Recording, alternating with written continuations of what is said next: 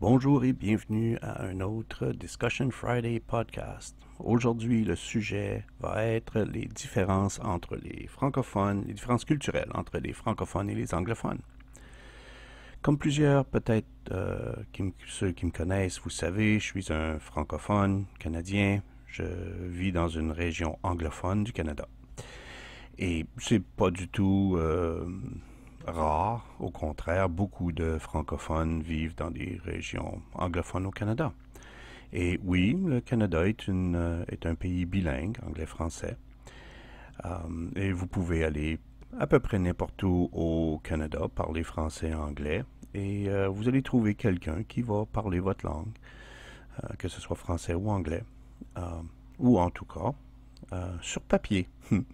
Parce que c'est pas tout à fait aussi parfait que ça, parce qu'il n'y a rien d'aussi parfait de toute façon. Mais oui, si vous allez dans un bureau fédéral pour demander un service, selon la loi, euh, ils sont tenus de vous donner le service dans la langue de votre choix. Mais c'est certainement pas le cas dans ce qu'il y a à l'extérieur des services fédéraux. Bon, j'imagine que c'est OK parce que bon, les gens tendent à se regrouper à certains endroits et selon leurs idées ou leur façon d'être, la langue c'est une de ces choses-là. Donc on se retrouve, c'est peut-être pas toujours nécessaire d'être 100% bilingue partout dans certaines régions. Euh, donc c'est là-dessus pas mal que je me dis, bon, ben, OK, c'est bon. Si t'es bilingue, c'est mieux. Puis sinon, ben, tant pis. On va avec la langue qu'on peut.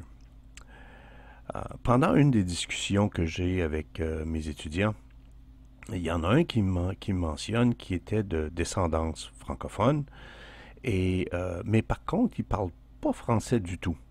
Il n'est pas assez, en tout cas, pour tenir une conversation. Un mot ici et là, mais il n'était pas capable d'avoir une conversation en français. Par contre, il est très fier de son background francophone. Il me dit que d'être francophone ou ouais, je veux dire francophone ici, j'allais dire français, mais bon, c'est lui du Canada, donc d'être francophone dans son cas, ou d'être français, oui, dans son cas, c'est plus qu'une question de langue, mais c'était une question de culture. Euh, c'est quelque chose qui est beaucoup plus profond qu'une façon de communiquer. Je trouvais cette idée-là pas mal intéressante, cette façon de voir-là pas mal intéressante, mais ça m'a amené une question. C'est quoi les vraies différences entre la culture francophone et anglophone? S'il y en a même. Bon, après avoir cette discussion avec le groupe, c'est un groupe assez divers de toutes sortes de choses, toutes sortes d'endroits du monde. Et on a parlé de différentes choses, la façon de vivre notre vie, la façon de voir les autres, etc. Et euh, j'ai vu quelques différences qui étaient vraiment évidentes. Donc, j'ai fait un petit peu de recherche sur le sujet en me disant, bon, peut-être que c'est juste le groupe avec qui j'ai parlé à ce moment-là. Peut-être que c'est plus profond que ça. Donc, c'est ce que j'ai fait. J'ai regardé un petit peu plus loin et pour voir qu'est-ce que c'est qu'il y a. Mais maintenant, euh, il faut comprendre que tout ce que je dis ici, c'est vraiment d'une façon très, très, très générale. Je ne veux pas exclure qui que ce soit ou quoi que ce soit. Ça ne veut pas dire parce que tu es francophone que tu vas agir absolument de cette façon-là ou anglophone que tu vas agir absolument de cette façon-là.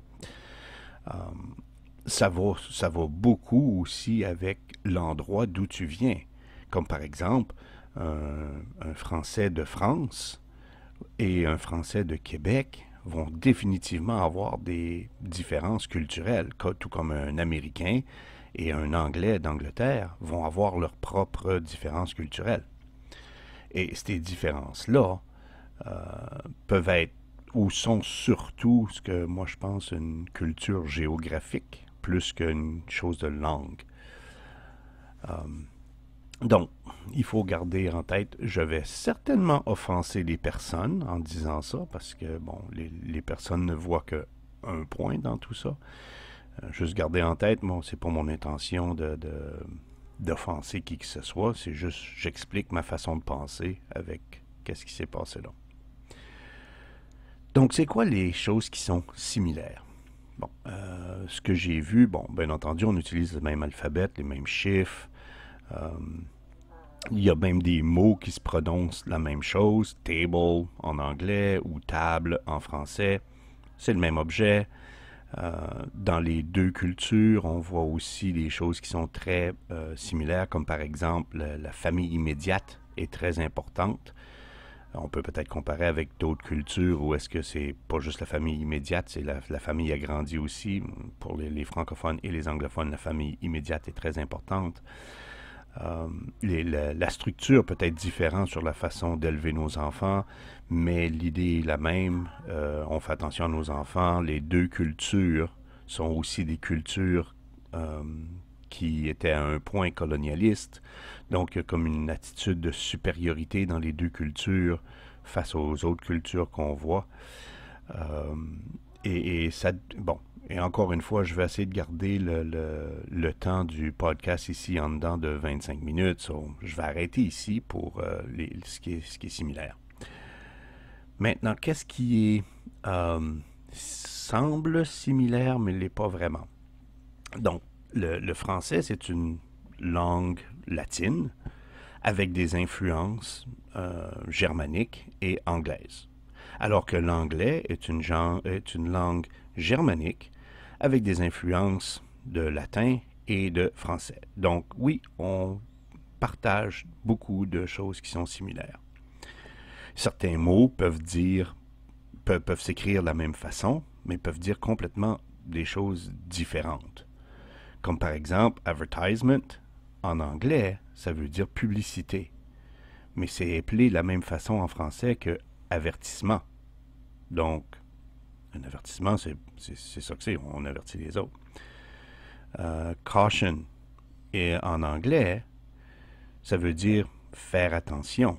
Mais écrit de la même façon, c'est caution, ce qui veut dire un dépôt, un montant d'argent pour une certaine sécurité.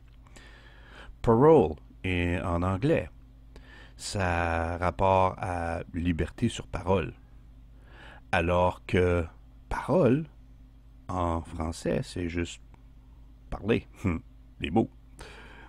Et la liste pourrait continuer pendant des heures, encore une fois. Je vais essayer de garder ça en dedans de 25 minutes.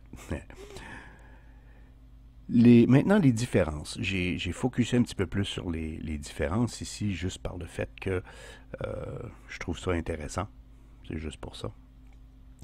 Donc, la différence vraiment que je trouve, pour avoir vécu dans les deux communautés, que ce soit francophone ou anglophone, je me rends compte que les francophones sont beaucoup plus ouverts que les francophones. Oui, sont beaucoup plus ouverts que les anglophones. Par exemple, voici un bon exemple de ça.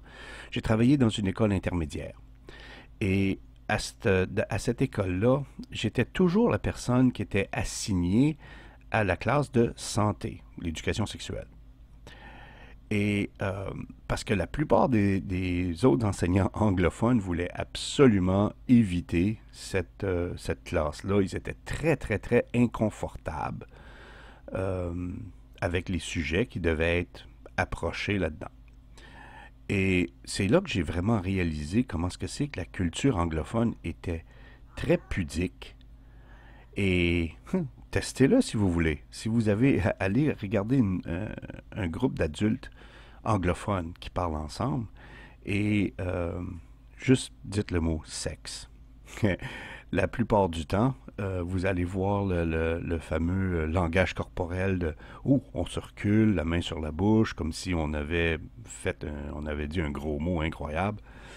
Et dans la même façon de faire avec les francophones, si on met le même setting, donc un groupe de personnes qui parlent ensemble, des francophones, si tu dis le mot sexe, tu vas probablement avoir quelqu'un qui va dire quand.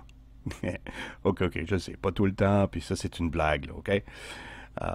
Mais ça veut quand même dire qu'en tant que francophone, on est beaucoup plus ouvert sur ce sujet-là. Il faut se rappeler, le français, c'est la langue de l'amour, comme ils disent. Et Voici des choses que j'ai, d'autres choses aussi que j'ai notées. OK, c'est vraiment pas scientifique, j'ai pas fait plus que ça, c'est juste d'après les différentes conversations que j'ai eues avec différentes personnes, les expériences personnelles, etc. Donc, par exemple, pour la nourriture. Euh, la nourriture, c'est quelque chose, c'est comme, pour connaître une culture, il faut la goûter. Je pense que c'est pas mal la façon de le voir. Pour les francophones, la nourriture, c'est la vie. Comme on aime les bonnes choses, on aime le goût. Il y a pas un party sans avoir de la nourriture. C'est pas un vrai party s'il n'y a pas de nourriture. Euh, et peut-être plus que nécessaire des fois. Bon, peut-être que ça, c'est une chose typiquement canadienne, mais ça reste quand même ça. Euh, le, le- qu'est-ce, comment l'apparence de la nourriture est aussi importante. Pas juste le fait que tu regardes, ça semble dégueulasse ou peu importe. Non, non, ça c'est pour tout le monde. Mais si la nourriture que tu manges non seulement goûte bon, mais ça a l'air bon, c'est comme meilleur. Hey, moi, en tant que francophone, euh, avant d'avoir trouvé le restaurant Vegelution ici à Saint-Jean, au Nouveau-Brunswick, c'est un restaurant végétarien qu'il y a dans le coin ici. Ils ont une poutine ici qui est incroyable, tellement bon. Et avant de les connaître, ça me dérangeait pas de partir d'ici puis de me rendre à Québec, un bon 7 heures de route, juste pour manger une poutine que j'aime, puis je revenais tout de suite. C'est aussi simple que ça. C'est important comme ça. Maintenant, j'ai plus besoin vraiment de faire ça, puisque, bon, ça me sauve le voyage et ça me permet d'avoir la bonne nourriture un peu plus souvent. So, hey, merci tout le monde qui travaille à Vegelution. Vous êtes extraordinaires, les gars. Et filles, parce que tout le monde est là, c'est le fun. Maintenant, les fameux gros mots. Ça, c'est une chose qui est plus régionale, je crois.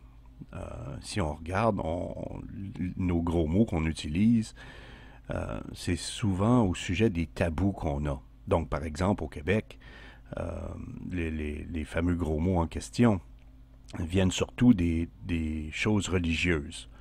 Donc, si c'est un objet religieux, etc., on va utiliser ces mots-là. Et non, je ne donne pas d'exemple ici. Si vous connaissez quelqu'un ou si vous savez de quoi je parle, je pense que j'ai pas besoin d'expliquer plus long que ça. En anglais, dans les régions anglophones au Canada, les fameux gros mots, c'est tout au sujet du sexe ou des différentes fonctions du corps. Encore une fois, je ne donne pas d'exemple. Vous pouvez toujours parler à un anglophone si vous ne les connaissez pas déjà par vous-même et ils vont peut-être vous le dire. Maintenant, au sujet de la discipline. Euh, une autre différence que j'ai vue chez les anglophones, euh, ils sont souvent beaucoup plus disciplinés que les francophones en général. Bon, si on regarde dans l'histoire avec les armées, la plupart du temps, les Français étaient les perdants dans les guerres contre les Anglais. On a juste à penser à Napoléon Bonaparte contre Wellington, par exemple. C'est une idée qui vient là. Le seul temps où est-ce que c'est que je peux me rappeler maintenant euh, de francophones qui ont battu les Anglais, c'est quand Jeanne d'Arc a décidé de prendre les rênes des armées et de sortir les Anglais de la France. Donc ça a pris une femme francophone, française, une folle, pour sortir les Anglais de la France. So, attention aux femmes francophones. Mais sans blague, euh, quand j'ai déménagé dans une région anglophone, il y a quelque chose qui m'a vraiment frappé. C'est lorsqu'un jeune dit des gros mots, dit des choses qu'il ne devrait pas, les parents prennent l'enfant et lavent la bouche avec du savon. Bon, pour moi, le francophone, là, je trouve ça plus de la torture qu'autre chose. Mais c'est vraiment bizarre parce que pour les anglophones, c'est juste de la discipline. Il y a juste à pas parler comme ça. Hein, ouais. Ça, c'est une grosse différence. Les francophones ont vraiment un très grand amour et un respect pour l'endroit d'où ils viennent, l'histoire, la culture, les arts, la vie en général. Chez les anglophones et peut-être plus chez les Américains, qu'est-ce qu'on voit beaucoup? C'est ils mettent beaucoup d'emphase sur le côté monétaire, le gain matériel, qui est plus important que juste une bonne vie simple. Bon, une autre chose, l'alcool. L'alcool, c'est aussi une chose qui est très, très, très différente. On peut dire, wow, voyons, c'est sûr, le vin français quand même. Mais en général, dans le monde francophone, euh, on voit beaucoup plus d'alcool que chez les anglophones. Par exemple, mon épouse vient d'une région francophone de Belgique. Et elle m'a dit qu'à un moment donné, lorsqu'elle était à l'hôpital après une naissance, euh, avec son repas à l'hôpital, on lui a donné une bière. Ben oui, vous avez bien entendu, une bière. Euh, et elle n'avait pas demandé, c'est pas quelque chose qu'elle avait demandé, c'est quelque chose qui était servi comme de l'eau. Et comme elle n'était pas vraiment, c'est pas une personne qui boit du tout, elle a jamais vraiment, c'est pas une grosse buveuse, pas du tout. Euh, donc elle a demandé pour avoir de l'eau à la place. La réaction à l'hôpital, c'est un peu comme si vous alliez dans un hôpital anglophone, en quelque part, et vous demandiez pour une bière, à la place de l'eau ou à la place du jus que vous avez. Euh, un état de choc, surprise, un refus complet, et un peu l'expression de Hein? Quoi? Mais t'es malade? Et bon, l'alcool, en fait, c'est une chose qui est beaucoup plus sociale chez les francophones. Et l'aspect social de ça est vraiment clé chez les francophones. Chez les anglophones, c'est plus on va se saouler la gueule, excusez le gros mot ici, là. On va se saouler le plus possible, puis jusqu'à ce qu'on roule en dessous de la table. Et ça mène vers l'idée des parties. C'est une chose que je fais plus, je suis trop vieux, mais certainement je me rappelle des parties que j'ai eues avec mes amis des deux communautés. Euh, donc, euh, c'est, ça a probablement changé depuis, comme je pense que ça a certainement changé depuis, mais bon, en tout cas, j'explique quand même selon ce que c'est que j'ai vécu ici. Avec des francophones, le party en question devait durer le plus longtemps possible. On mettait pas vraiment beaucoup de valeur, si tu veux, dans le fait d'être sous, complètement sous-mort, comme on dit, et appelait ça un party. Euh, on essaie d'aller le plus longtemps possible, et toute une fin de semaine, si possible, avec la nourriture, l'alcool, la musique, le feu sur la plage, etc. D'un autre côté, mes amis anglophones, euh, j'avais appris un nouveau mot en anglais, party poopers, les casseux de party. C'est vraiment bizarre parce ces gens-là devaient juste boire et boire et boire et boire jusqu'à ce que c'est que ils tombent, plus capables de rien faire. Et après ça, ils se réveillaient avec un super gros mal de tête. Quand nous autres, on faisait juste commencer le vrai party. Pauvres autres.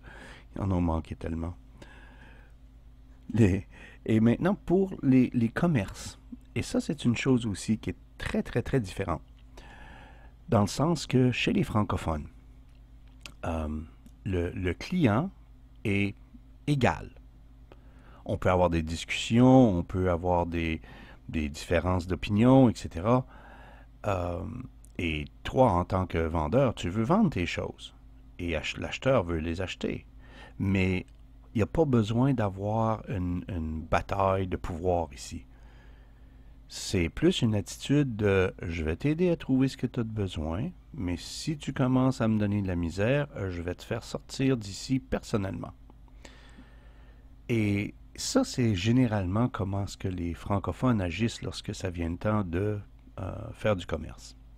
D'un autre côté, si tu regardes les anglophones, pour eux autres, le client est roi à tout prix. C'est lui qui te donne l'argent, ça veut dire ferme-toi et puis prends-le. Hein? OK. Donc, c'est vraiment une des grosses différences ici pour ça. Dans les relations hommes-femmes, maintenant, euh, c'est déjà pas quelque chose de facile, mais en général, je trouve les francophones sont beaucoup plus, l'attitude est matriarcale, beaucoup plus, alors que les anglophones, c'est beaucoup plus patriarcal. Et c'est comme ça que ça va un peu. Comme quand j'étais un ado, en, juste un gars normal, euh, mes amis et moi, qu'est-ce qu'on faisait, c'est on essayait toujours de montrer notre meilleur côté aux filles à qui on était intéressé. C'était un peu normal, c'est elle qui choisit son partenaire après tout. Dans le côté anglophone, et ça c'est peut-être régional ici, mais les garçons sont beaucoup plus agressifs lorsque ça vient le temps de courtiser une fille. Euh, c'est eux autres qui choisissent, c'est les garçons qui choisissent leur partenaire. Donc c'est vraiment une dynamique différente pour ça. Tout ça pour dire, les anglophones et les francophones ont beaucoup plus en commun que qu'est-ce que c'est qu'on peut penser. Les différences, c'est souvent des différences c'est plus quelque chose de régional. Et c'est vraiment facile à s'habituer quand on y pense. C'est pour ça que je dis souvent, hey, tu viens d'un univers différent du mien, parle-moi, explique-moi ta façon de voir le monde, et moi je vais faire la même chose. On va regarder qu'est-ce qui est pareil, qu'est-ce qui est différent, et on va juste apprécier cette expérience-là comme quelque chose qu'on peut apprendre de un à l'autre. Et là-dessus, je vais dire, faites attention à vous autres. J'espère que vous allez trouver tout l'amour, la paix, puis le but dans votre vie. Faites attention à vous autres. À la prochaine.